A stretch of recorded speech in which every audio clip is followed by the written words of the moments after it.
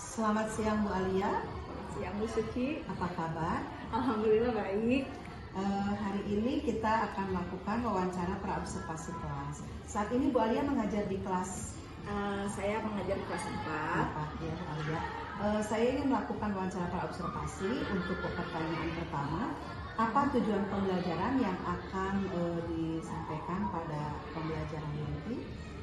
Pada pembelajaran nanti di kelas ada 2 tujuan pembelajaran yang akan saya sampaikan, dan diantaranya tujuan yang pertama adalah menjelaskan manfaat kegiatan gotong royong, dan yang kedua adalah tunjukkan contoh manfaat kegiatan gotong royong di lingkungan sekitar rumah anak-anak. Baik Bu Alia, untuk pertanyaan yang kedua, aspek pengembangan yang hendak dicapai apa ya Bu Alia? Di sini saya mengambil dari disiplin positif. Ya, kemudian Nah, aspeknya itu merefleksikan dinamika kelas yang mengacu pada kesepakatan kelas yang telah dibuat. Sudah membuat kesepakatan kelas. Tentu saja sudah. Alhamdulillah. Kemudian strategi yang dipersiapkan oleh Bu Alia untuk mencapainya. Di sini ada model dan strategi ya. Untuk model pembelajaran yang akan dipakai, yang pertama adalah problem based learning atau PBL. Lalu untuk strategi pembelajarannya ini berdiferensiasi, di mana saya memakai diferensiasi proses dan diferensiasi produk. Baik Bu Alia, jadi nanti saya akan mengamati proses pembelajaran yang mengacu pada penerapan disiplin positif dan pembelajaran berdiferensiasi ya Bu Alia. Baiklah, nanti kita berjumpa lagi pada saat observasi kelas. Terima kasih atas waktunya Bu Alia. Terima kasih Bu Suci. Selamat siang. Sampai ketemu nanti. Kalau kita mau gotong royong, ya, gotong royong. Nanti ibu akan bagikan dulu aturan mainnya. Nanti kalian baca dulu dan kalian pahami dulu, ya. Bentar. Kenapa? Nama kelompok boleh? Mau buat namanya? Mau nama apa? Kayak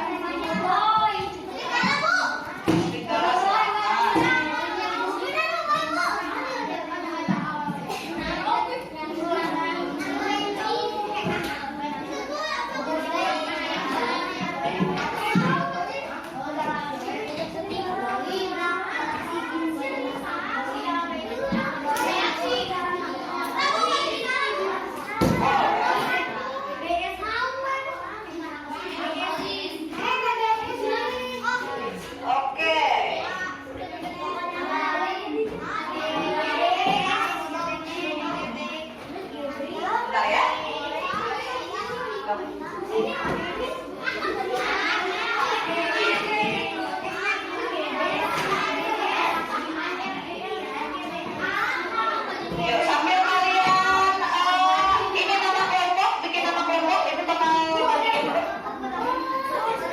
Itu banyak. Ini nama kelompoknya apa? Nama kelompoknya apa? Belum ada. Ya.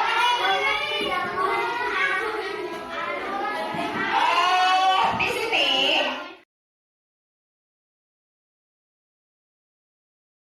Selamat siang Bu Alia.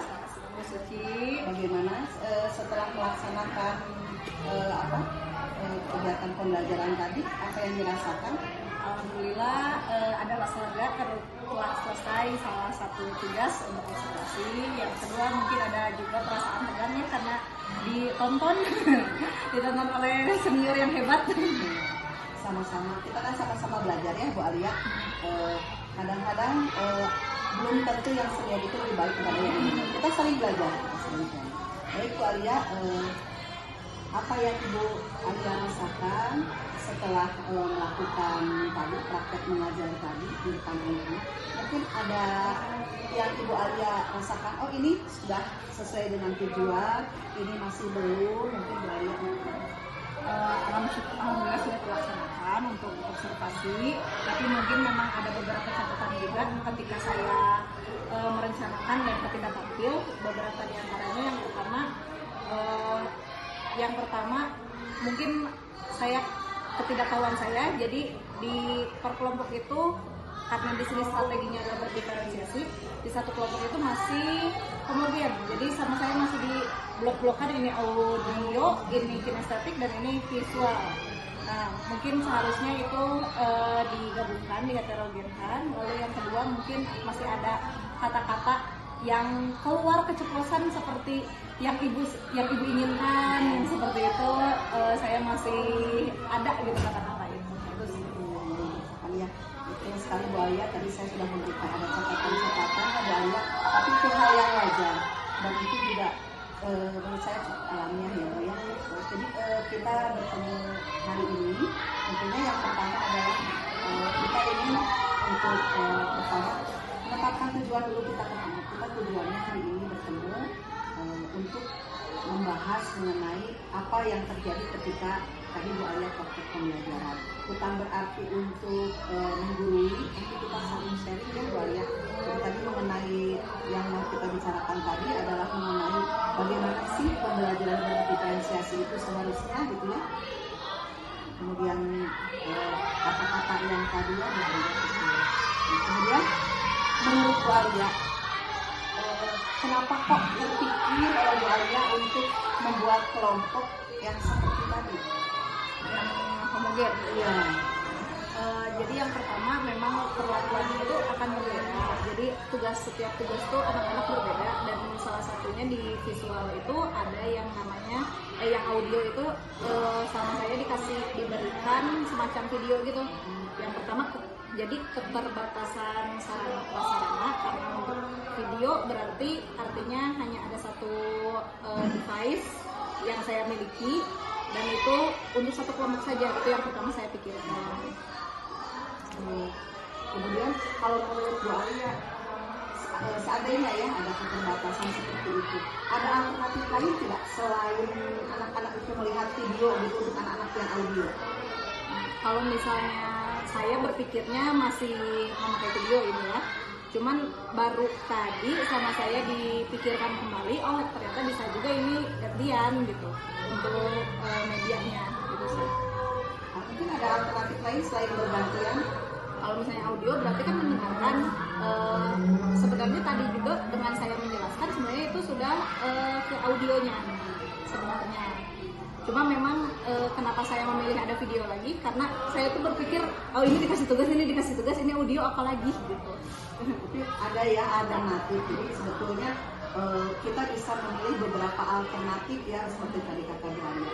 Kemudian untuk mengatasi yang tadi yang homogen tadi, menurut Bu Alia gimana sih yang sebetulnya menurut pandangan Bu Alia sendiri yang diferensiasi itu yang seperti apa gitu? Menurut pandangan saya dan setahu saya ya, dalam hemat saya untuk berdiferensiasi itu jadi seluruh anak kebutuhannya terpenuhi. Itu yang pertama saya tangkap ketika membaca diferensiasi. Tapi apa menurut Bu Alia ketika tadi Bu Alia sedang mengajar, semua peserta didik atau semua murid di kelas Bu Alia itu terlayani kebutuhannya itu? Saya merasa sekitar 70% terlayani dan 30% lagi tidak. Penyebabnya apa menurut? Kalau yang terlayani itu karena saya melihat anak-anak asik gitu ketika mengerjakan. Nah, tapi ada masih ayani itu karena saya melihat anak-anak asik gitu ketika mengerjakan. Nah, tapi masih ada 30% lainnya yang saya rasa ini kayak ada komentar-komentar, oh gini doang Bu, kayak gitu. Jadi merasa oh ini kayaknya kurang cocok sama dia. Sumpah ya, gimana nih anak yang kayak gitu? Gimana ya?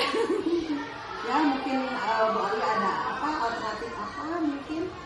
Mungkin kalau misalnya yang tidak seperti itu mungkin gimana ya? Saya juga masih berpikir tadi tuh ketika ada anak yang berbicara, ibu ini kayak gini doang misalnya, ini kayak gini doang, ibu ini terlalu gampang misalnya, ada yang kayak gitu. Saya juga masih berpikir apakah ini harus ke kelompok lain kan atau diberikan tugas tambahan. Saya berpikirnya baru sampai sana, belum sampai secara mendalam harus diapakan. Coba diingat-ingat kembali Bu Alia, ingat-ingat kembali. Mungkin orang itu punya minat gitu ya, minatnya apa gitu ya, yang membuat anak itu asik dengan aktivitas. Jadi ada anak yang udah bosan kan tadi, supaya dia tidak bosan dikasih aktivitas apa mungkin? Aktivitas apa ya? Kayaknya aktivitas tambahan berarti. Aktivitas tambahan contohnya? Mengerjakan soal, apalagi Boleh. mengerjakan soal atau tadi tuh memang kayak temannya itu, anaknya itu lebih tertarik dengan kelompok sebelah gitu. Kelompok sebelah. Tapi yang saya takutkan ketika anak itu dikasih ke kelompok sebelah, banyak anak-anak lain yang ingin berpindah-pindah. Nah, itu sebenarnya yang Terus untuk mengatasinya gimana Bu Alia? Kan anak ya, dia tertarik dengan yang ini, dia tidak suka dengan yang ini. Artinya minat si anak ini sama dengan yang ini. Nah, itu gimana tuh? gimana ya Bu Suci? Gimana ya? itu PR saya kayaknya. Ya, oke. Kalau begitu berarti ini PR Bu Alia ya, bukan dari saya ya. Berarti untuk misalnya tindak lanjut nanti saya akan minta untuk bagaimana memfasilitasi anak sesuai dengan minatnya ya. Kemudian kalau Bu Alia sudah sudah bisa istilahnya mengidentifikasi apa kelebihan dan kekurangan ketika mengajar. Kira-kira kapan ya Bu Alia ada gambaran ingin nih dari hasil perbaikan praktek pembelajaran yang tadi gitu, kapan kira-kira akan Bu Alia praktekkan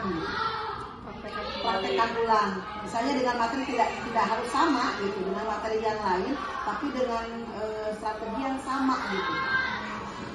Kira-kira kapan Bu Alia? Yang pertama mungkin lihat dulu materi saya. Lihat materi. Tapi itu kira-kira kapan kalau boleh saya tahu? Minggu depan, bulan depan? Sebenarnya materi yang asik itu ada IPAS, dan IPAS itu ada hari Jumat. Boleh di hari Jumat. Hari Jumat minggu ini? Minggu ini. Atau minggu depan? Minggu ini. Ini boleh ya. Nanti minggu ini tanggal 8 Maret ya kita ini. Oke. Kemudian rencananya selain Bu Alia tadi ya, berarti itu ada di mana Bu Alia ya? Tadi Bu Alia membuat apa? Revisi ya, istilahnya kita revisi dalam mengelola kelas. Itu berarti ada di langkah Revisi ya, ada di langkah. Oh, yang tadi Ya, maksudnya yang merevisi tadi kan kata boleh harusnya begini itu kegiatan nanti betul di kegiatan itu Bu Alia seperti itu. Jadi nanti kita akan sama-sama melihat revisi dari rencana pembelajaran dan pelaksanaannya di kegiatan ini, dan nanti akan dilaksanakan menurut Bu Alia ya rencananya. Kita akan membuat rencana tindak lanjut ya di tanggal 8 Maret ya Bu Alia. Mudah-mudahan ini terlaksana. Dan apa yang menjadi kegelisahan Bu Alia mengenai kegiatan pembelajaran yang tadi nampaknya gitu menurut Bu Alia ada sedikit gitu bisa teratasi ya Bu Alia. Kita sama-sama melihat nanti, dan saya tunggu nanti tanggal 8 mungkin untuk melihat tindak lanjutnya, dan apa yang kita bicarakan ini hari ini bisa memberikan gambaran baik untuk Bu Alia maupun untuk diri saya sendiri tentang bagaimana mengelola pembelajaran diferensiasi dan bagaimana menerapkan disiplin positif. Tadi saya mengapresiasi dengan apa yang dilakukan oleh Bu Alia ketika memberikan penguatan kepada peserta didik yang dapat menyelesaikan tugas, dapat mematuhi kesepakatan kelas seperti itu. Terima kasih Bu Alia atas pembicaraan hari ini. Mudah-mudahan apa yang menjadi kegelisahan Bu Alia dapat terjawab. Kemudian kita lihat nanti tindak lanjutnya. Terima kasih Bu Alia. Selamat siang. Ya, terima kasih juga Bu Suci.